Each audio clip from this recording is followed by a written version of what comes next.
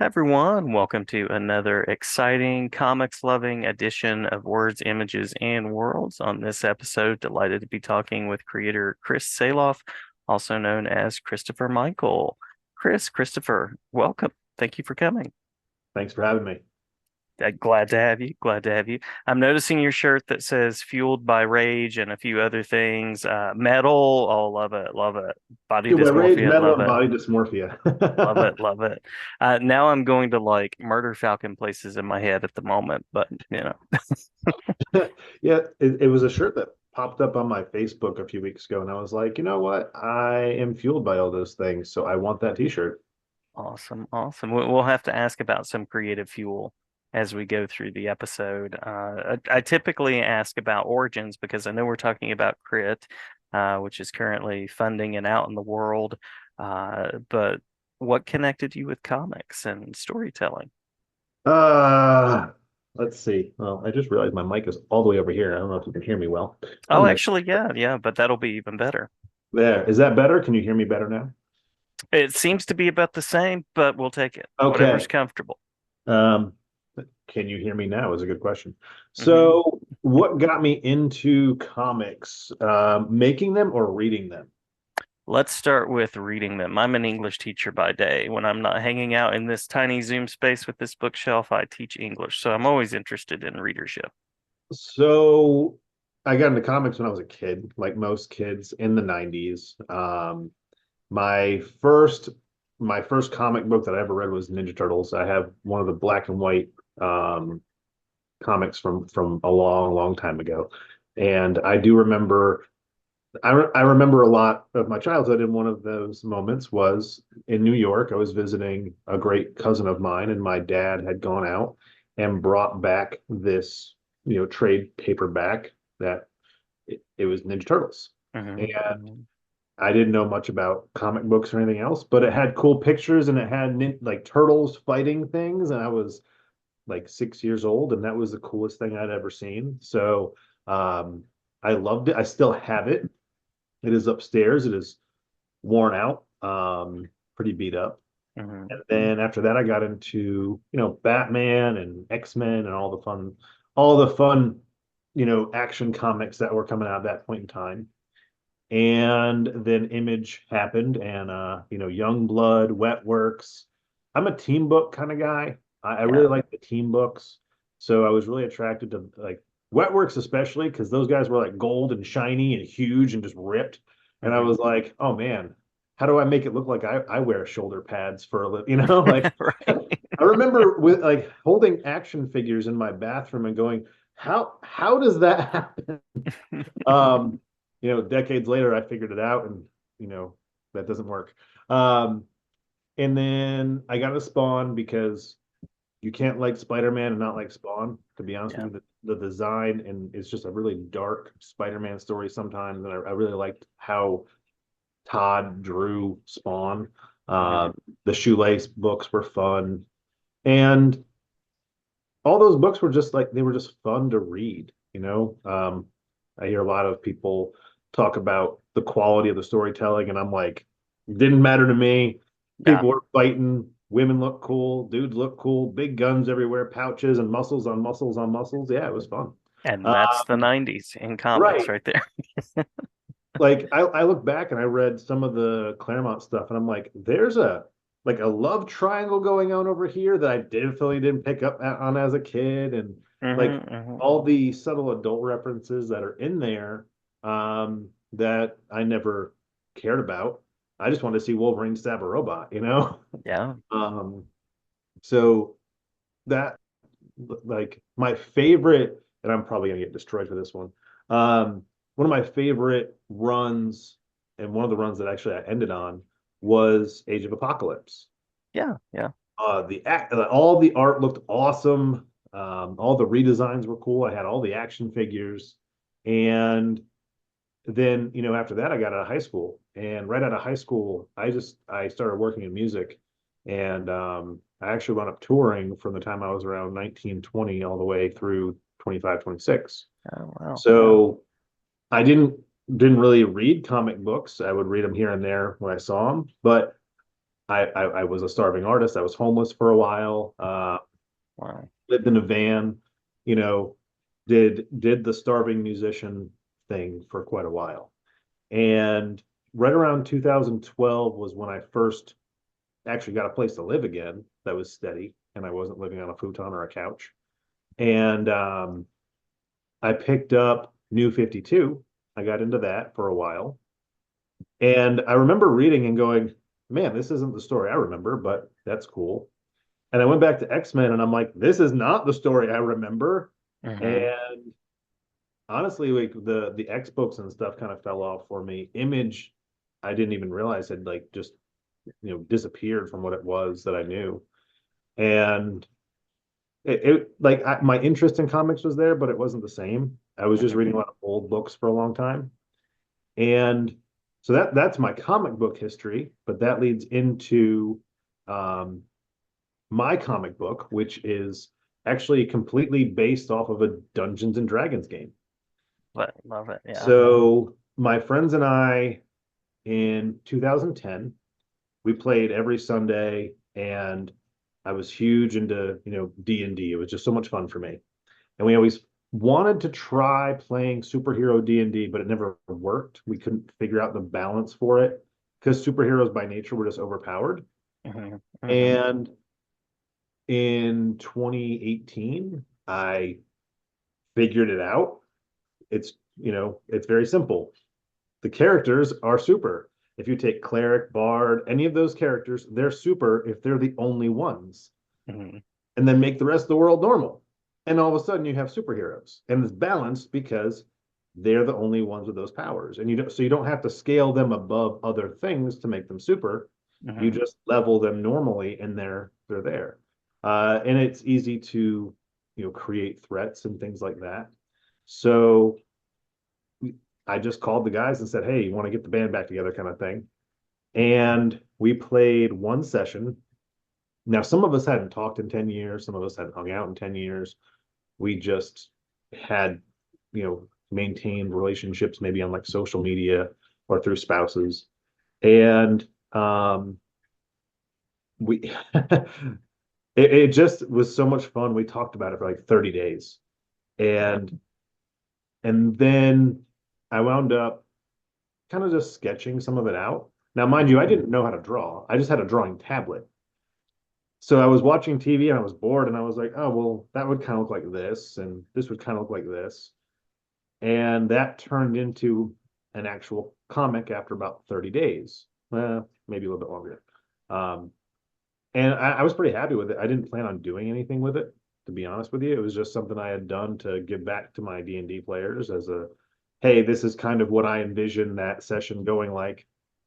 And my wife at the time, she she's a talented woman, very, very good artist. And I showed it to her. Well, Hmm.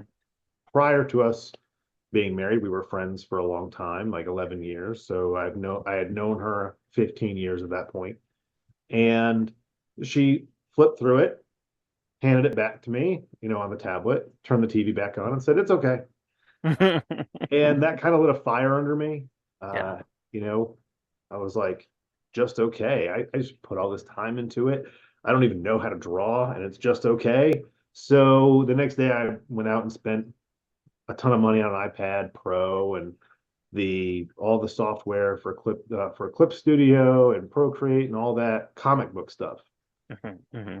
And I just started drawing and drawing and drawing. Anything I could draw, I was drawing, and I was drawing my characters over and over and over again, these different positions and different, action sequences and things. And every single one I'd bring to her, and she would erase and she would circle and she would cross this out. Wow. And within about 6 to 8 months, I had issue one, but I only had line work. I Yeah. didn't have any colors because I spent that long learning how to draw, characters and motion. Like sequential art isn't the same as doing pinup art. Hmm. Hmm. And going into it, I had practiced just pinup work. So when I went into the sequential side, you have to show movement, and I have don't have a background in film, but I do a lot of like actually tomorrow I have a 48-hour film festival that I've got to go be part of. So my eye naturally goes into producer mode, like, oh, what does this frame look like? What, how are we going to convey this scene so you can see the action or see the drama, whatever's going on in there.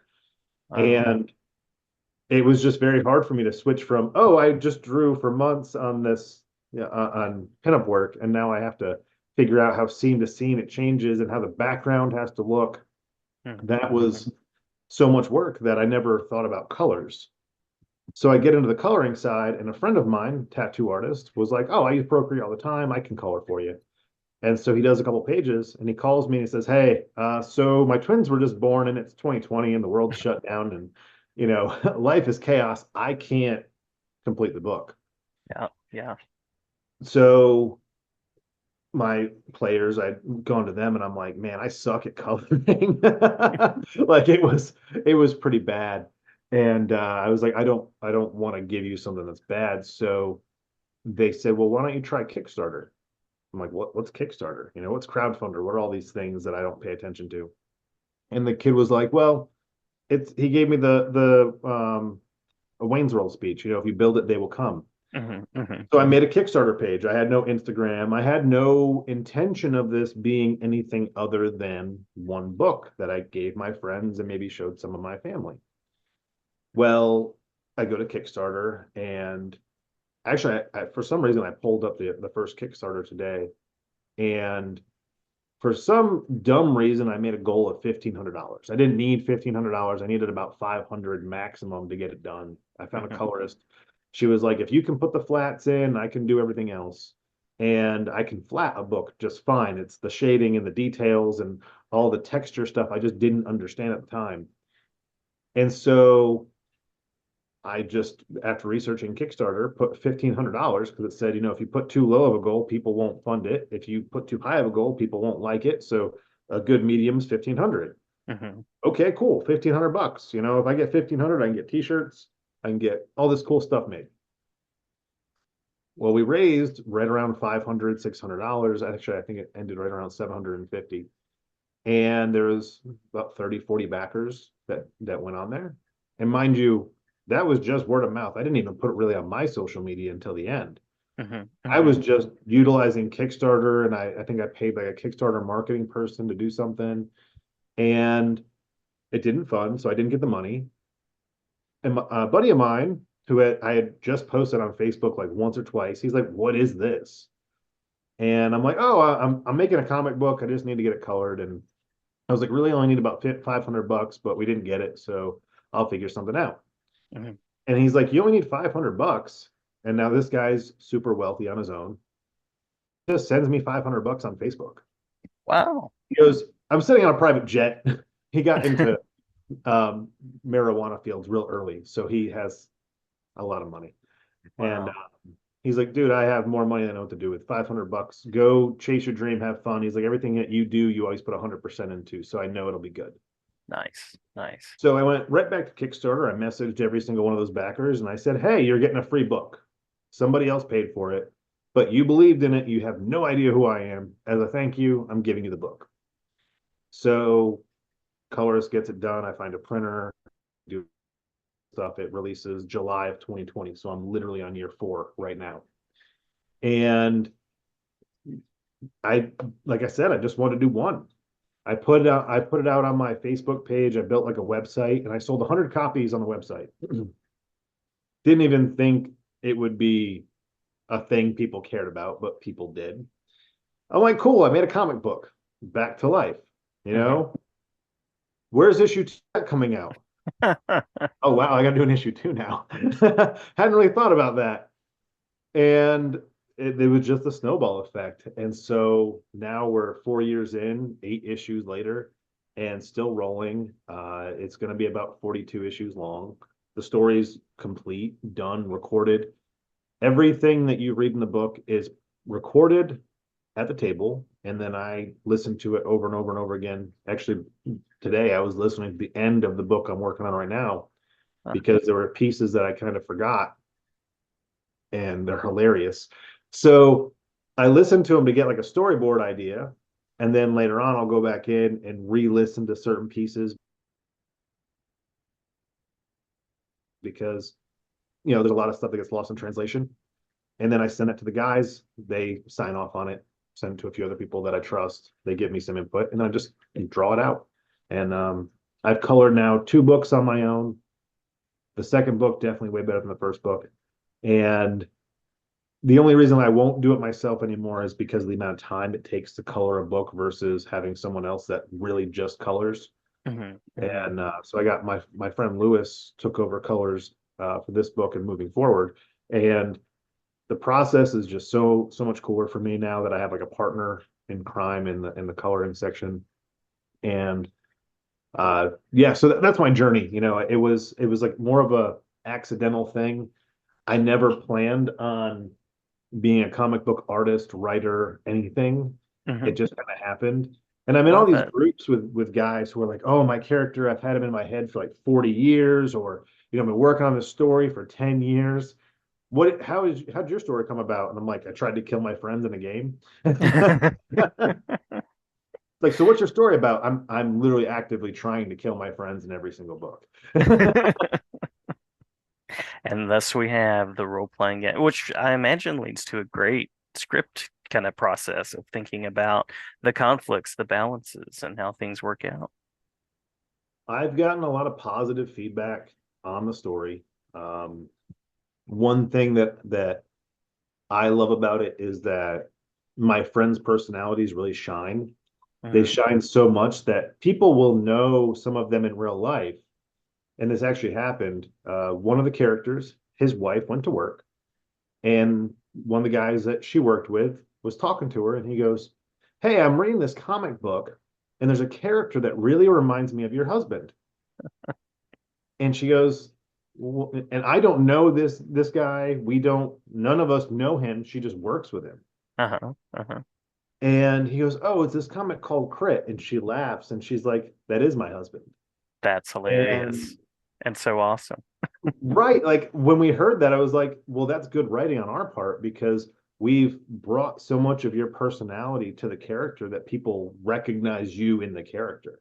Yeah. So I think that's one of the cool things about my book, when you're reading a team book, especially from an independent publisher who isn't a writer by trade. Like I don't write stories I can write. I'm not going to downplay my abilities, but I didn't spend 10 years working on this. It's written organically. And Hmm. so when you have 5 independent people writing their own characters, it's really cool that you're getting a team book with so many different personalities that sometimes clash. Hmm. If you've played D&D, you have the one guy that wants to throw the grenade in the room and the other guy that says, no, let's sneak in the room. And then the other guy that goes, what? And just throws a fireball. So, Right. Right. that's it's a lot of, um, I try to convey it that it's a story about my friends. There's a big emotional connection to me that it I'm allowed to bring my friends to life on this page, and people enjoy it. It's very, very cool that just something we did as a pastime to get us, social again, because a lot of us hadn't hung out, Hmm. you Hmm. know, that people enjoy that is still kind of beyond some of us. They're like people. I remember when issue 2 came out, and they're like, okay, so this is actually going to be something you continue. Yeah, issue 3 hits, and they're like, people actually read this thing. I'm like, yeah, like we sell quite a few copies of this book. It's crazy. And now we're on issue 8, and I send them fan art sometimes, and I do like to tell people that the real people connected to this story are affected every time a review comes out or a piece of fan art comes in. And we had one day, one of my buddies was having a real rough day. I didn't know it.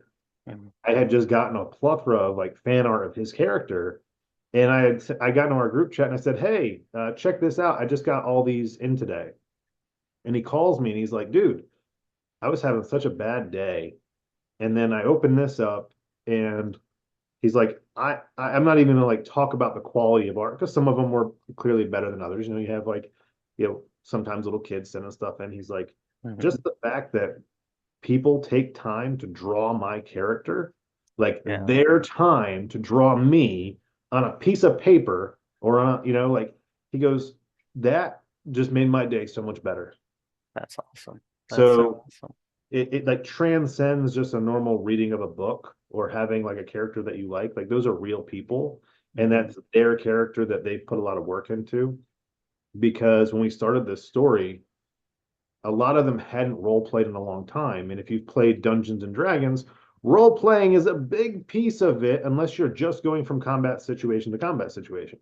Yeah, yeah. And to make it really easy on them, I said, hey, it's you, but with these powers. So what would you do if this was you in this situation? You know, and it made it really easy for them to just be themselves with superpowers. What Love would I it. do if I could punch a hole in the ground, Hmm. and it is it is very rewarding when my friends smile that somebody likes their character. Yeah, yeah. Now you have a group homebrewed comics, is that right? Yeah, yeah, that's the publishing uh like label that I created for it. Yeah, yeah. So if someone out there sees Crit or Homebrewed, this is Yep. the project, this is the thing, and I was going to ask about what fuels you. So it sounds like friendship is part of that. Music, definitely part of that. Music, caffeine, copious amounts of caffeine. Um, I love creating. I love cultivating friendships. Um, the indie comic community is awesome. Mhm, mhm. I don't even know honestly how to answer that without just I get up every day and I have a list of things I need to do, and one of them every day is draw this book now. Yeah, yeah. Not drawing, I feel kind of lost. And coming from a professional musician background, for a long time it was like if I'm not playing my guitar, I'm not getting any further. Now it's like, well, if I'm not sitting on my couch drawing, I'm not doing something right. And I really, yeah, that's a good question. That one's tough because I can easily say I just drink ridiculous amounts of caffeine, probably Mhm. around an unhealthy amount of about 1,200 milligrams a day. Uh, and that's on a good day. Um, no, I think with the creative side, it really is being able to tell my story that my friends and I wrote at a table. If do you play D&D? I have not. I have not. I'm a big video game person, but I've not done as much with like tabletop and role play and things like that. So do you play RPGs? Yes, yeah. Okay, so how I got into D&D was because of Mass Effect. Oh, nice. Yeah, yeah. So I love Mass Effect, I love KOTOR, and all my friends were like, "Hey," so I had moved to Boone, North Carolina. So I was the district manager for GameStop, and my Hmm. home office was Boone. So they moved me to Boone. I didn't know anybody. I'm working in my stores, and these people from surrounding stores, for some reason, want to be my friend. Hmm. AT&T and GameStop, all those employees, they're like, "Oh, we all get together, we hang out, we play D&D," and I'm like, "Cool. I'm here just to do my boss stuff, and then I go home." Hmm.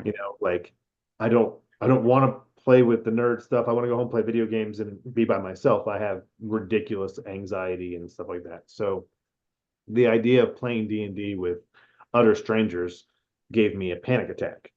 And I didn't let anybody know that, but I'm like, I really don't want to sit in a room with people and try to act stuff out that just sounds weird.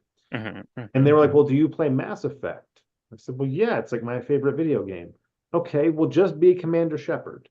We'll play a game where you get to be whatever Mass Effect character you want to be. And I'm like, well, I just want to be like a good version of Saren because I like Saren, but I want to be good. And so we built a character that was like related to Saren, and they made a D&D session based around something I was interested in to see if I would like it. And honestly, I had a lot of fun. Um, Nice. we played that for 2 years, every Sunday, pizza and D&D. And we even back then I was like, man, I want to draw some of this. I don't know how to draw, but I want to draw. I want to see what my character looks like. So I bought a drawing tablet for my computer, and it was really bad, but I drew what my character I thought looked like. And that that really got me started with the storytelling aspect of things and having a connection to a character. And I think that's one thing with comic books and writing that drives people is like they get attached to their story or their character, whatever they're trying to convey. And I just Mhm. had a character whose name was Vicious, and he had a bird friend, and I just loved his story because in our campaign, I had some knife that I found, some ancient knife, and I remember every time we were fighting some big massive enemy, the guys would be going nuts on it, and for some reason, I would crit roll every time. I would just come in mid scene and I would roll a crit and I would one shot the big guy, and they were like, "How does this always happen?" And so it became part of the character's like story that he just knew when to join the fight. It was just a thing because like at random I would just come in with a knife and I would be like, all right, roll to see what happens. Oh, nat 20, I kill him again. And that that just became part of the character. And so to see like, on the opposite side, my friends creating characters in a story that I'm, molding around them and Mhm. seeing them feel the same way that I felt is really cool. Because my role in the story is not the characters. I have nothing to do with how those characters are played, how the actions they take. I might draw what you see, but Mhm. they did it. They made the act like one of the best reviews I got. I got a call from the guy on Facebook, and he said, "Hey, I have a real question before I publish this review." I said, "Yeah, what's up?" He said, "Did one of your players actively choose to leave the cat, the lizard, and the owl in charge of the coffee shop so they could go fight a giant robot?" I said, "Yeah, yeah, they didn't shut it down. They just said, 'Hey, animals, take care of the customers. We'll be right back.'" I said, Nice. "I have it in the recording. What are you doing with the coffee shop?" And literally the word was, "Let Samedi run it." Samedi's a cat. And he was like, "Okay, well, if that's not D&D, I don't know what is." So, that's the kind of stupidity that goes on. The story kind of evolves to me and what it reminds me of, but I've narrowed it down to Teenage Mutant Ninja Turtles, Mhm. Scooby Doo, My Hero Academia, and Police Academy. Oh, nice, nice. Love a good Okay. Police Academy reference. Yes. And I know I'm going to show my age with the Police Academy reference, but if you're younger and you don't know Police Academy, please stop what you're doing and just go look at some of the YouTube videos of Police Academy, and Yes. Yes. my book is literally Police Academy with superpowers. It's the dumbest things you can imagine working out for the best. Love it. Love it. Yeah, I love the artist story that you have. I love that we went full circle there with TMNT as well. I was also a TMNT fan and started reading comics at 6 or 7, somewhere in there. So I think we encountered many of the same things, just maybe in a slightly different order. that's you know, growing up in that era, I feel like there was just such a boom of creativity Mhm. in that Mhm. space that they haven't been able to replicate. They've tried to copy, Yeah. like you see it, you're wearing a Star Wars shirt, and I won't go controversial on Star Wars, but even look at it, it doesn't have the same effect on people that it did. Yeah. You look at He-Man, doesn't have the same effect that it did. They will never replicate what was done in the past. Mhm. And my friends and I were talking, and they were like, "Why do you think they can't get that formula again?" And I think I figured it out. When all that stuff was hot, it was all to sell toys. Yep. But the only thing that mattered was selling toys. Mhm. Now they're trying to get those streaming numbers and the like people actually watching something. We didn't watch Ninja Turtles because I mean we did care about the turtles. I wanted to see what the next toy was going to be so I could go to the store and Right. I want, like Mhm. I Mhm. had to have my collection of toys. And that is one thing I've tried to also explain to some of my friends who hate on some of the new renditions. It's like, remember, my parents watched that stuff with me and they're like, this is the dumbest thing I've ever seen. Hmm. Like it wasn't something for them. Well, the new generation, like they're trying to gear these stories again to pull that generation. They just don't understand. We all those kids that were using their parents' money have money now. So make things that I like because I will buy That's your right. toys. That's right. That's right. Nostalgia works. Hmm. Absolutely. If it's done right, if it's done right. Yep. Uh, Yeah. the Scooby Doo Ninja Turtle reference to me really hit with the book I'm working on right now, the one that's on Kickstarter, Hmm. Robo Renaissance. The enemies in the book. Do you remember the little chompers from Ninja Turtles? Oh yes. Uh-huh. Uh-huh. That was the inspiration for all the enemies in this book. Nice. And I was drawing it, and you some of the scenes, I'm like, that's such a Scooby Doo scene. You have like the guy and the cat disappear from the main group because they want to go do their own thing. And of course, they run into trouble and they have to run back to the main group to save them because they can't handle it on their own. And I'm like, if that isn't Scooby Doo, I don't know what is. Hmm. Hmm. And then, like all the references really hit me hard with the book I'm working on. Every panel I draw, I'm like, man, like I can see this in a cartoon. Um, and that's what when we talk about crit, it's fun. It's always going to be for all ages because we Hmm. have kids, and given we cuss a lot when we play. But when I was working on the book, it was full of cuss words, and one of the guys was like, man, I want my kid to be able to read this. And she's Yeah. like 6 years old, and my daughter was like 8 or 9 at the time, and I was like, that's a good point. So what we did was we took that out, and the character who has the youngest daughter, he always like interrupts or does something so that when someone's about to cuss, he's like, hey now. And it's kind of Nice. like this meta thing that he does, but it gives his character that piece, like he's the PC character. And it's utterly amusing. And now if we do cuss, we put like a bunch of like little like exclamations and things. And I was like, you know what? That's actually better than cussing because it's funny. Yeah. True And enough.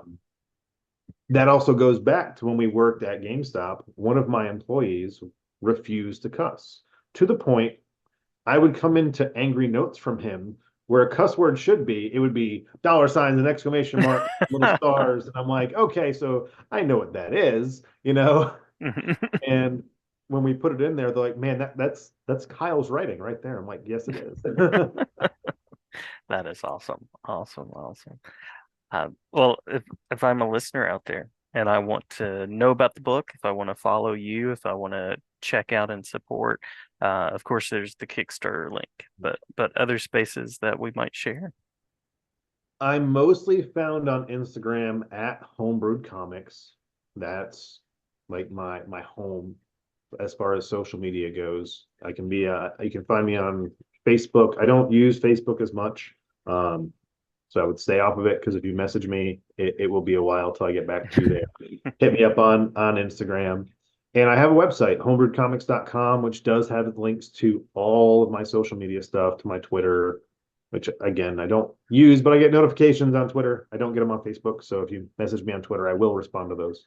Um, and the Kickstarter. So, just if you go to homebrewedcomics.com, it has links to everything. The Kickstarter, you can download issue 0 for free as well, because issue 0 actually was never meant to happen.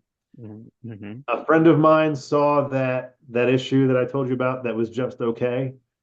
He saw that and he was like, let me redraw this for you. Nice. And so we did that, and it's free on the website. So go to homebrewedcomics.com and you'll find everything you need. Wonderful. Wonderful.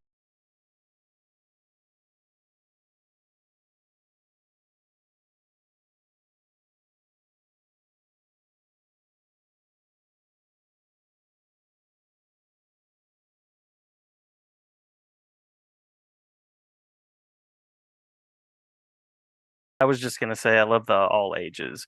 aspect. I enjoy work across the ranges, but that's a very cool thing that you have that working as well. Yeah, so being all ages, it really brings in that younger crowd, which is what we were, when we Hmm. found Ninja Hmm. Turtle, when we found X-Men, all that stuff. And there's these two moments that always stick out to me as some of my favorite moments. The first one was there's a young guy on Instagram, Noah, who reviews indie books, and he reviewed one of my books, and he fell in love with the character Spectre and his cat, and because he loved the color purple, and it's like, so why did I like Raphael? Because I love the color red, Uh-huh. Uh-huh. Yeah. so it was like that Ninja Turtle moment. Oh, he likes him because he's purple. His colors are purple and pink, and he just really loves the purple. And that that review he gave was just awesome, and the fact that he likes the character for purple just really stuck with me Yeah. as like that's the most little kid thing I can think of, and he made an entire review around that. The second Love one, issue 2 came out, and I had just gotten the prints in, and I'm talking on the phone. My wife was in the house at the time, and I hear my kid in the living room just laughing hysterically. And there's a scene in the book where Caliber he's driving the van and he's hitting this car over and over again. In the book, every action he's taking is I'm going to reverse the truck and I'm going to ram it back into this car. And the scene, him and another character, they're arguing. The other character's like, "You can't do that. We just got this van." And he's like, "Of course I can. And I'm going to do it over and over and over and over again." And my kids in the living room laughing, screaming, "And I can do it over." And it. she's like 9 years old. And she had no idea I was watching. I just turned around the corner and she's laughing and just saying that line over and over again. Love it. Love And it. it's one thing for your kid to support what you do or like what you do. It's a whole other thing to walk in on a very private moment where they're just loving everything they're reading. Yeah. And that probably surpasses every moment that I have because it's my kid. Hmm. Hmm. You know, she she should like what I do because I support her endeavors. Every time she draws a piece, I'm right there cheering her on. And so, like I said, it's one thing for your family to cheer you on, and when you're right there, it's another when it's a private moment and you're like, "That's my work," and she's just going nuts on it. That's hilarious. Love Uh, it. and we've had some other stuff where like I said at a con, I recently had a guy come up that came to the con to pick up a stuffed version. I have stuffed versions of my cat. Hmm. He has a top hat and a bow tie, and he's purple. You can't not make a stuffed toy of that. You know what I mean? Oh yeah. Oh yeah. He's like, well, I got the books. I came to the con just to get the stuffed cat, and I'm like, you came all the way here just to get the stuffed cat. He's like, well, I'm gonna look at other stuff first, but that was the main reason I'm here, so I'm picking it up first. He's like, before I spend my money somewhere else, I was like, I have a website. I have all these places that you didn't have to spend $50 to get into just to purchase it. And that was cool, but I still think my kids screaming and over again, it Yeah. will always just ring into my brain of her doing that. And that's coming full circle on it. That's why having a book is important because adults will take me so far, but those kids, in 10 years, they're going to be the ones that are cosplaying the characters or, Hmm. picking up the last issue going, I remember when I read issue 1. Um, and that's where I want it to be. I always want to live somewhere that a kid could pick it up and find that, the stuffed cat who it might not be the most appropriate thing, but he drinks a lot and he smokes cigars. I mean, he's like the adult in the group. He's like 200 years old and he's stuck with all these idiots. And he's like, man, I just have to drink and smoke to get through this. It's like Scooby Doo and Splinter with a drinking problem. Nice. Nice. So at least he doesn't smoke like Scooby Doo. But yeah, that I think for most indie projects, you've got a couple different areas where people like to hover. You've got the adult themed books, which do very well monetarily wise, but I would rather have people read my books and kids will read the books. Hmm. My daughter's friends from school, they come over and some of them, they don't come from like families where they have a lot of money. They might have one or two comic books they get. And I just pulled out a stack one day of like indie books that I had, and I'm like, hey, go take these home, check them out, tell me what you think. And this kid went nuts, and he comes Nice. back, he's like, well, which one was yours? And I was like, guess which book is mine? And if you get it right, I'll give you more books. He's like, please tell me it's the one with the cat. And I was like, yep, you got it. So I let him go through all my comic books. And you being a teacher, Hmm. like kids are the most important. Yeah. They're I always go back to that time when in the 90s, I'm a Ninja Turtles fan, holding my Ninja Turtle going, okay, what am I doing next time I set up my toys? Hmm. How Hmm. are they gonna beat Krang's ass? Like Oh yeah, yeah, uh absolutely. Yeah. and that's just where I want Crit to live. Adults can enjoy it, but so can kids. And I think that's important. Yeah. What a great review from your daughter over and Yeah. over again. Yeah, there can't be a better published review than that. Right. You can't get anything as raw as your own child laughing hysterically without you even being in the room. Oh yes, absolutely. Absolutely. Well, Chris, it's been a wonderful conversation. I'm glad to have you back anytime to talk about the project. I know I'm going to go check out more about it after we talk. And many, many thanks for the time, the creating, and what a journey you've had. And I appreciate you sharing it. Well, thank you for having me. Anytime, anytime. Thanks so much.